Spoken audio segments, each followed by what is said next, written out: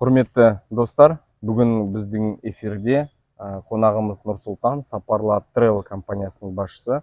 Аздаған уақыт болса да, туризм саласында өзінің орнын тауып, бүгін таңда тек қана туроператор компас емес, басқа да операторлардың арасында, турагенттердің арасында лидер продажа болып жүрген агенттердің бірі.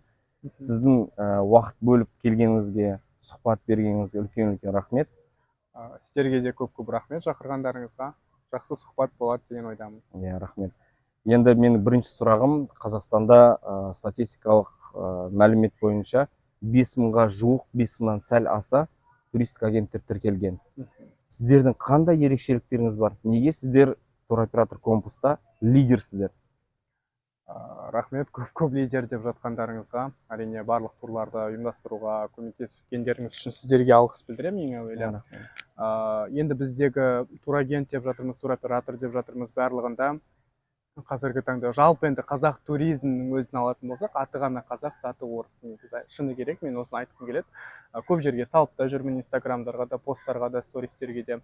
Қазақ туризмнің сайтын ашсаңыз, телеграм каналдарын ашсаңыз, барлығы орысша. Қазіргі таңда ғана қазақ тіліне аударылып келе жатыр бірте-бірте. Бірақ енді бізде осы лидер болуымыздың бірден бір себебі ол біз қазақ тілінде қызмет етуіміз. Біз тек қана қазақ тілінде қызмет етеміз.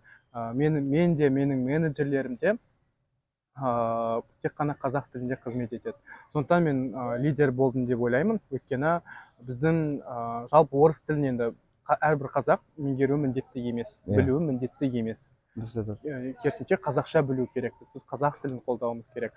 Ауыл аймақтар бар, аудандар бар, ақшалары бар, малдары бар мүмкін, өздерінің кәсіптері бар адамдар бар, қазақтар бар. Олардың барлығы шетел көрмеуі мүмкін, шетелге шықпауы мүмкін, саяхатқа бармауы мүмкін. Сіздер мүмкіндік бересіздер. Соларға қазақ тілінде қызмет көрсетеміз. Көбісі агенттерге барады, олар орысша ақпарат береді, деп көбісі алып кетеді. Бірақ арғы жақтағы демалыстары қатты өздеріне ұнамауы мүмкін. Енді әрине сонша ақша төлеп барғаннан кейін жақсы қызмет көрсету керек. Оның ішінде қазақ тілінде біз әрбір элементке дейін түсіндіреміз. Барғанда не істеу керек, қонақ үйде орналасқанда қандай болады, кім күтіп алады, кім шығарып салады. Біз кейбір агенттер бұндай элементтерді айта бермейді. Қалай айтсақ болады, оларға маңызды емес болуы мүмкін, бірақ біз әрбір клиент үшін осының әрбірін түсінеміз. Қосымша қандай ақша алып кету керек, Дубай болсын, Гоа болсын, Турцияға қанша ақша алып кету керек, әрине оның барлығы өзінің ақшасына байланысты, қалай жұмсайды, бірақ самый минимальный, ең төменгі біз көрсеткішті айтамыз. Осындай сумма сізге 5 күнге қыдыруға жетіп қалу керек, кешкі аспен басқамен деген сияқты, солай біз әрбір элементке мән береміз. Өте керемет. Ол деген енді бүгін таңда өзінің орнын тапқан, өзінің қазақ тілді аудиториясы бар, туристер бар тапқан жүйе деп білем. Енді біз үлкен туроператор ретінде, қазақстандық оператор ретінде, компас ретінде биылда сіздермен қалыспай, біз қазақша линия қостық сіздердің жұмыстарын жеңілдету үшін. Біз қазақша чат аштық. Біз көптеген дайджест жарнама жағын қазақшаға аударып, сіздерге мейлінше көмектесуге тырысып жатырмыз. Осы уақытқа дейін орыс тілінде болды. Ол үшін тағы да енді рахмет айтамыз сіздерге әрине. Өйткені бізге оңай болады. Біз жарнама салған кезде өзіміз аударып, қайтадан оны дайындап отырмай, сіздердің дайындап берген өнімдеріңізді біз пайдалана аламыз. Сізге үлкен рахмет. Енді мен келесі сұрағым, жалпы туроператор ретінде біз қазақша линия қостық сіздерге қызмет көрсету үшін. Қазақша чат аштық WhatsApp-та, қазақша дайджесттерді сіздерге жарнамаға дайындай бастадық. Болды. Рахмет айтып онда келесі сұрағым, менің жалпы турист, турагент, туроператордың мәдениеті қандай Қазақстан? Тұрақты ма, тұрақты емес пе? Себебі турист деген қазір өздері жекеше барып, сыртқа барып демалып келеді, сол жерде көптеген қиындыққа ұрынады. Сонда мен айтатыным, бүгін таңда өзің достарыма да, ағайын туысыма да, бауырларыма да туристік агенттікке барың.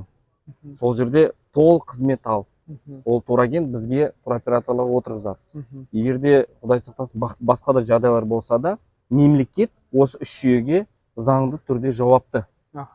Сіздің ойыңыз қандай осы мәдениет туралы? Енді мәдениет бойынша бізде енді саяхат деңгейі енді дамып келе жатыр ғой. Ішкі туризмді мен ішкі туризмнің толық маманы ретінде айта алмаймын, маман емеспін ол саланың. Мен сыртқы, керісінше Қазақстан азаматтарын сыртқа, яғни шетелдерге саяхатқа жіберіп жүрміз, сапарлатып жүрміз.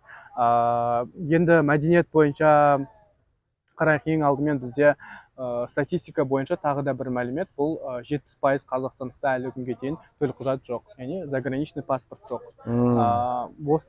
Осыған сүйене отырып, бізде әлі күнге дейін оның дамымағандығын көре аламыз. Неге? Өйткені олар туроператорлардың кім екенін білмейді, олар турагенттердің кім екенін білмейді мысалға да. Олар қандай жұмыс атқаратындығын білмейді. Көбісі ойлайды, ютубтан немесе тиктоктан қазіргі таңда кейбіреулер бар ғой, жеке саяхатта арзан билет ал деп бір блогерлер сөйтіп жарнама жасайды. Бірақ ол жерде өзіңіз аласыз билетті, иә. Бірақ сіз ондайда ол жаққа саяхатқа барғаннан кейін қандай да бір қателіктерге ұрынуыңыз мүмкін. Туркод болмауы мүмкін, немесе медициналық сақтандыруыңыз болмауы мүмкін, ол нәрселердің барлығын біз еске алуымыз керек. Апат айтып келмейді ешқашан. Аяқ астынан бізде, мысалға қаңтар оқиғасын алайық, қаңтар оқиғасы кезінде апыр-топыр туристерімізбен байланыса алмай қалдық. Алматыға 5 қаңтар күні келу керек туристеріміз 12-сі 13-ші бірақ келді. Оған дейін не істеді? Әрине турагенттік арқылы алғандықтан 6 күн бойы мемлекеттің қарамағында болды. Оларды қосымша қонақүйлермен қамтамасыз етті, қосымша тамақтармен қамтамасыз етті. Ал егер ол өзі жеке алып ұшқанда, оған мемлекет көмектеспейтін еді. Оның барлығын тағы да бір апта өзінің қаражаты кететін еді. Сол үшін міндетті түрде арзандығына, оның қымбаттығына қарамай, ол жерде сапалылықты қарау керекпіз бірінші. Жаңағы қаңтардың деген ол жеке басымыздан өткен тәжірибе. Жеке басынан өткен тәжірибе. Біз 3 күн бойы сет болмады, білесіздер, Қазақстанда, Біз тіпті туроператор түгілі өзіміз туысқанымызбен байланыса алмай қалдық. Не интернет жоқ, не хабарласа. Туристер олар сыртта. Олар бізге хабарласа алмайды. WhatsApp-қа жазса біз оқи алмаймыз, бәрібірде сет жоқ. Вот сондай ситуация. Немесе аяқ астынан 2020-да карантин басталып кетті. Қаншама туристеріміз, вот сол кезде осыны білу керек, туроператорлардың арқасында мемлекеттің қолдауымен қосымша рейстер ұйымдастырылып, барша қазақ азаматтарын елге жеткізді. Егер өздері сыртта олар жүретін болса, онда олар өздерінің ақшасына билет сатып алып келу керек болады. Ол кезде бізде мемлекет тегін жеткізіп отыр. Енді бұл жерде мәдениетке келетін болсақ, осы нәрселерді білмеуінен көп азаматтардың, білген кезде олар турагенттерге жүгінетін еді. Ал енді турагент пен турагенттің араларындағы мәдениетке келетін болсақ, ол да өте қызық. Өткен жаңа сіз айтып өттіңіз, 5000-ға жуық турагент бар. Енді бір турагенттер олар бір-бірімен бәсекелес. Сондықтан бағаларды түсіріп, кейбіреулер өздерінің, кейбір турагенттерде вложение қалай айтсам болады, артқы өзіне қосымша ақшасы болмауы мүмкін, немесе кейбір турагенттерде өте миллиондаған қаражат болуы мүмкін. Сол миллиондаған қаражаттарының арқасында олар турларды төменге түсіреді, бағаны өзіне клиент жинай бастайды. Ол да дұрыс емес деп білемін, өйткені барлығын ыңғайлы орталық туроператорлардың қойған бағасы бар, содан төмен түспеуін сұраймын өз басым жеке турагенттерден. Мен толығымен қосыламын Сұлтанға. Оған қосып сатпасаңыздар, одан төмен түспеңіздер. Өйткені біреудің еңбегі, ол біреудің уақыты, әрбір нәрсені бағалай білу керек. Енді әркім өзі біледі, мен оны түссе де, сен түстің деп біреуге жамандап, немесе мен қырылып жүрмеймін. Өзі біледі, әркімнің бұйырғанын, бірақ енді барлық турагенттердің ортақ базасы болғандықтан ол жерде ол бағадан төмен түспеуін сұраймын. Дұрыс, үлкен рахмет. Мен енді осы жайтта сіз турагенттерді айтып кеттіңіз. Қазақстанда бүгінгі таңда туроператорлар көп емес. Әрине, бүгінгі таңда туризм саласында қызмет етіп жүрген операторларға қандай ұсыныс айтар едіңіз? Қазақ тілінде қызмет алғысы келетін туристерге туроператорлардан қандай көмек керек, қандай ұсыныстар бере аласыз? Енді қазір мен 3 жылдан бері туризм саласындамын. Өзіңіздің жеке? Мен өзім жеке орысша басында ашқан кезде компанияны, тіпті орыс тілін аса қатты білмей, қазірдің өзінде дұрыс сөйлемеймін. Түсінемін, бірақ дұрыс сөйлемеймін. Ол маған бірақ былай сын емес, мен одан ұялмаймын, ешқандай, маған бәрібір. Мен бастысы қазақша сөйлеймін, қазақша білемін. Оны біз байқап жүрміз, көріп жүрміз. Мен және айналамнан соны талап ете бастадым. Компаста басында мен тіркелген кезде 1-2 қызметкерлер болды. қазақ болса да маған енді орысша жауап беріп жүрді, бірақ мен уже орысша түсіндіре алмайтынымды оларға жеткізе алмайтынымды қандай да бір тет а тет келген кезде, бір бетпе бет келген кезде мен оларға түсіндіре алмаймын, бірақ маған олар қазақша жауап бере бастады. Солай келе енді 3 жыл болып қалды ғой енді мінекей. Бізде уже туроператор компас сіздер әсіресе қазақ тілін қолдап сайттарды, ақпараттарды, дайджесттерді күнделікті, сондай-ақ онлайн хотлайн, горячий линия, колл-центр номерлерінің барлығын сіздер қазақша жауап беріп жүрсіздер. Бүгінгі таңда 12 адам жұмыс уақытысында қазақ тілінде жауап беріп отыр. Қазақ тілінде жауап береді. Ол өте үлкен жетістік деп білемін. Ол бізде жаңадан ашылып жатқан агенттердің өзіне қолдау. Әрине. Сондай-ақ кейбір информациялар болуы мүмкін, қонақ үйлер алмасу, мына жақта күтіп алушы компаниялар болсын әрбір елдегі, олар туралы информациялардың барлығын қазақ тілінде алған өте жақсы. Біздің құлағымызға алтын сырға. Алтын сырға барлық информациялар, енді қонақ үй бойынша, не бойынша, сондай-ақ енді тек қана тілге байланысты емес, үнемі турагенттермен байланыста болуды ұсынамын мысалға. Ол жерде олар арқылы олар да пайда табады ғой. Сол үшін оларды үнемі назардан тыс қалдырмай байланыста болу керек. Сіздер мысалы куратор арнап жатсыздар. Кураторларымыз бар, біздердің жеке кураторларымыз. Кез келген уақытта біз сұрақтарымызды қоя аламыз, жауап аламыз, әрі қазақ тілінде проблемаларымызды шешеміз. Әрине қазақ тілінде. Және сайттарға келетін болсақ, сайттарда енді аса қатты қиындық жоқ. Біз қалай Каспий қосымшасын қалай тез оңай меңгереміз? Халық банкке немесе басқа банктерге қарағанда. Дәл сол секілді туроператорлардың системасын меңгеру қатты қиын емес. Ол система өте жақсы жүйелі жасалған. Мен алдағы уақыттарда сіздерде неше түрлі іс-шаралар, мерекелер өтеді. Соған да қазақ тілін қосуды сұраймын. Өйткені көп біз өткенде ғана Риксуста болдық, басқа қонақ үйлерде болдық, үлкен воркшоп мерекелер өтті. Ол кезде барлығы бізде орысша өтті, бірақ 20 үстелден біз, демек 20 үлкен алпауыт компаниялардан информацияларды ағылшын немесе орыс тілінде ғана алдық. Сол информациялар бізге қазақша қажет. Болды. Өйткені біз ол әрі қарай ол информацияларды халыққа жеткізу үшін, туристерге жеткізу үшін бұл міндетті түрде қажет. Үлкен рахмет. Ауқымды жауап алдым деп өзім ойлаймын. Біздің туроператорларға, әріптестерімізге де құлақтарын алтын сырға. Және басқа да туроператорларға бір айта кететін нәрсе, бұл компасты мақтап басқаны жақтау деген деп қабылдамаңыздар. Басқа туроператорлар жаман деген сөз емес. Әрқайсының өзінің несібесі бар, өзінің агенттері бар, жұмыс істейтін. Мен тағы да айтқым келетіні, бір орталықтандыру, яғни жеке кабинет па, турагенттің сол жеке кабинетінде барлық мәселе шешілсін. Немесе бір почтама, бір электронды почтама, бір электронды почтада ғана біз жеке мәселемізді шешсек. Әйтпесе кейбір туроператорлар бар, атын айтып түсінудің қажет жоқ. Жалпы ұсыныс ретінде 8 номермен хабарласып, анда звонда, мұнда звонда, анау сенің менеджерің, енді тағы да ол отырады да, ертесіне басқа менеджер сенің дәл сол заявкаң бойынша жұмыс істеп кетеді. Ол болмайды. Ол өте көп уақыт алады, және біз ол информацияны қайтып ол кісімен танысып, біз информацияны түсіндіреміз дегенше, оның барлығы өте 2 есе 3 есе проблема. Сондықтан бір жүйеде нақты не жеке кабинетте шешсін, не почта, не WhatsApp номерде шешкен. Үшеуінің біреуі только бір жерде ғана, тек қана бір жерде шешкені дұрыс. Дұрыс, үлкен рахмет. Тағы да бір сұрақтың басын бастап сұрағым келіп отыр. Енді сіздер агент жағынан лидер болсаңыздар, біз биыл туроператор компас Kids Go Free бағдарламасы бойынша мемлекеттік. Біз Қазақстан бойынша лидер болдық. Сіздердің арқаларыңыз. Осы бағдарламаға қандай өзгерістер енгізсек болады?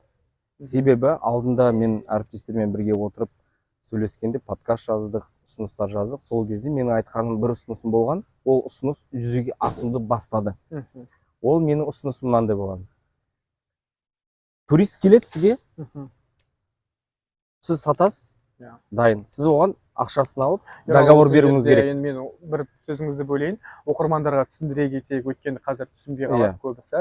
Kids Go Free бұл тек қана Қазақстан Республикасында, яғни біздің мемлекетімізде ғана жұмыс істейтін программа. Тек Қазақстан азаматына арналған. Балалар бұл жерде тегін ұшады. Әлі күнге дейін. Kids Go Free бұл жерде жыл 12 ай бойы кез келген бағытта Қазақстан ішінде тегін ұшуларды ұйымдастырамыз. Демек бұл жерде түсіну керек. Бұл қандай да бір туысқанның үйіне бару емес, немесе қандай да бір жай ғана ұшып барып келе салу емес. Сол кезде тегін болады деп түсінеді көп адамдар, көп туристер. Жоқ, бұл мұндай емес. Бұл тек қана қандай да бір туристік бағыттар бойынша тур алған азаматтарға арналған. Оның ішіне әуе кемесі, қонақ үй кіреді, трансфер қызметі кіреді, барлығы. Страховка да болады оның ішінде. Медициналық сақтандыру барлығы болады. Демек, сіз сол толық пакетті алған жағдайда ғана балаларыңыз бізбен тегін ұша алады. Кез келген авиакомпания болсын, авиакомпаниялар болсын. Енді жазда бізде осы бағыт өте көп болды. Біз Алматыдан, Астанадан Ақтау бағытына өте көп саттық. Сол кезде көп азаматшалар өзінің балаларын тегін ұшыра алды. Ол кезде жазда білесіздер, әуе билеттердің өзі бір адамға, бала болсын, ол үлкен болсын, 40-50 мың теңге тұрады. Жай ғана билеттің өзі, бір барудың өзі. Ал ол жерде туры мен барлығын жеңіл, жақсы бағада алды. Енді бұл жерде біз айтқым келетін нәрсе, Елералдың айтайын деп жатқаны да, сізде құжаттар бойынша айтқыңыз келеді. Мен құжаттар бойынша айтқым келеді, себебі бізге сіздер де хабарласыңыз, басқа да турагент өкілдері қабылдасатын. Біз уақыт жоғалтып жатырмыз. Неге соншама контракт, неге соншама құжат жинаймыз, неге соншалықты туристерді қинаймыз? Біздің түсіндіруіміз бойынша ол мемлекеттің ақшасы. Ол мемлекет бізге бергеннен кейін, қазақ туризм арқылы келгеннен кейін, ол әр теңгеге біз жауаптымыз. Сондықтан ол құжаттарды біраз сұрасамыз. Менің ұсынысым қазақ туризміне мынандай болған. Біз екеуміз кредит аламыз, онлайн кредит аламыз ғой, QR-мен. Бізде қазір ЕГОВ бар, бізде қазір цифровизация осы мемлекеттерге басқаларына қарағанда біз қарқынды дамудамыз. Өте жоғары дамудамыз. Біздің QR-мыз бар, біздің ЕЦП-мыз бар, барлығы цифровизацияда керемет деңгейде. Неге осыны пайдаланбасқа? Сен турист ретінде келдің, турагентке барлығын турист алды, кетті, ақшасын төледі, контракттан қол қойдың, сөйтіп келеді, QR-ды бит басады. Сол QR-дың контрактысын, оның ағасы, папасы ұшып баратқан, баласы, барлығын бір жерге жинақтады. Сіз аласыз ба? Осы контракт мен почтама түседі. Мемлекеттің почтасына түседі. Қазақ туризмге түседі, сізге де түседі. Сонда QR-мен бір рет басқанымыз бүкіл сұрақтар жоғалтады. Kids Go Free'дің сіздермен туристердің ортасында қарым-қатынасыңызды жақсарту үшін, тездету үшін қандай ұсыныстарыңыз бар? Сіздің жаңағы ұсынысыңызға мен толықтай қосыламын. QR-код өте жақсы идея. Яғни құжаттарды тездету үшін, проблеманы шешу үшін, уақытты алмау үшін, және ол өте жақсы идея деп білемін. Және мен ұсынатын нәрсе, мен Kids Go Free бағдарламасында тек қана бала егер тегін ұшатын болса, онда оның жанында ата-анасы, немесе өзінің ата-әжесі, яғни растайтын құжаттар арқылы, немесе туған бауырларымен бірге ұша алады, 18 жастан асқан. Демек, ол жерде түсіну керек, басқа доверенностьпен деген сияқты, сенімхатпен біз басқа адамдармен жібере алмаймыз. Бұл ол да толық ақпарат. Минус деп білмеймін, бірақ дұрыс шығар, бұл орында деп білемін. Енді заң қабылданғаннан кейін бұндай заң мен қате деп айта алмаймын, бірақ ұсыныс ретінде қосқым келеді. Сенімхат қандай да бір, егер оның мұғалімі не емес, тренері дейді, кейбіреулер спорт саласында енді маман кетіп бара жатады адамдармен, жарыстарға, басқаға, ондай сенімхаттармен емес, мұғалімдермен емес, тек қана өзінің жақын туыстарымен, тағы да мүмкін ол анасының сіңлісі болуы мүмкін, ол әкесінің інісі болуы мүмкін, ағасы. Дәлелдейтін құжаттарды беріп жатса. Барлығын құжаттарды беріп, оның әкесінің інісі екенін деген сияқты құжаттарды растайтын болса, онда бұны мен тағы да қосымша ұсынар едім. Өйткені кейбір балалар болуы мүмкін, ата-анасы отпускқа шыға алмайды ондай жаздық уақыттарында. Кейбіреулердің жұмысы басқаша болады, бәрі біздікіндей емес қой, кез келген адам 3 ай жазда демалады деген сөз емес. Сол үшін олар балалар тағы да барғысы келетін шығар. Бұл жерден тиімді ғой, пайдалану керек, мемлекет қолдап отыр, сол үшін әрі қарай дамыту керек бұны. Мүмкін жаңағы сіңлісінің балаларымен бірге қосып жіберер, бірге, немесе әкесінің інісінің балаларымен деген сияқты, солай соны дұрыс жасау керек. Тағы да алып қосарым ретінде осы идеяны айтқым келеді. Енді осы жерде Kids Go Free жайлы мен көптеген тікелей эфирлерде болып жүрмін, көптеген депутаттармен дебат болып, ой бөлісіп жүрген жөнім бар. Kids Go Free келесі жылы әрдайым болғаны дұрыс па, бұрыс па? Болғаны дұрыс. Болғаны дұрыс. Болғаны дұрыс, Ол әрине. бізге керек. Біздің мәдениетіміздің, туризм мәдениетін көтеруіне қалыптастыруға, бірден бір себепкер инструмент ретінде білесіз. Аха. Бұл бағдарлама жалғасын тауып, ары қарай қозғалу керек. Себебі менің айтатыным, программаның басталғанына толық оңай болған жоқ. Аха. Көптеген жағымсыз, дұрыс емес, білмейтін ақпараттар мынау біздің туризм саласында жүрмегендіктен деп білем. Бірақ көптеген жағымсыз жаңалықтар, мен сол кісілерге, журналистерге де айтуға тырысамын, дәлелдеуге тырысамын. Біз енді тек қана бастадық. Сондықтан бұл Kids Go Free бағдарламасы әлі болады деп сенем. Тек жылма-жыл өзгерістер ұсынылып, қосымшалар қосылып, тек қана ары қарай тиімді және оңай, қолжетімді бағдарламалардың біріне болатынына мен толық сенемін. Нұрсұлтан, сізге үлкен рахмет. Бүгін екеуміз біраз туризм жайлы, сіздің жұмысыңыз жайлы біраз толық ақпарат алдық деп ойлаймын. Сіздердің істеріңізге сәттілік тілеймін. Дамыңыздар, туризмнің саласының жаңаруына, жаңа леп алып келуіне мен кәміл сенемін. Рахмет көп сіздерге. Сау болсын. Сау болыңыздар. Сіздерге де табыс тілейміз. Рахмет үлкен. Келесі бағдарламада кездескенше сау болыңыздар.